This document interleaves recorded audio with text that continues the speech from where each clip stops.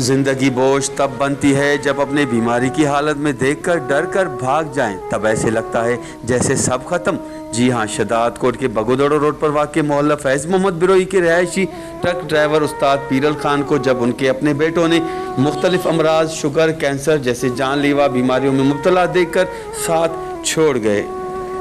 फिर भी काम न था कन पे नंबर ते पेर में यो कैंसर बस यो पैवा को खुदा वास्ते भलाई करे ने दड़को आए न दणिया न था यो पुट सब फिटी करे बस पयो है बस खुदा वास्ते कह मुसलमान के क्या सोचे तो ठीक है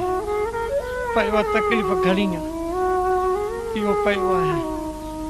कहीं के भी फसे सवाला जो पांजे रब जे सदके को खुदा वास्ते भलाई करे तसे वास्ते खुदा जे नाले असा जी मदद कयो चाहिए है असा जी मदद कयो असा जो कोई भी ना है असा छोरा चिना आयो पया न धड़कन में घर भी असा जो ना है असा मसवाड़न जे मथो पराई घर जाए में पया है असा के पंजी जगह भी ना है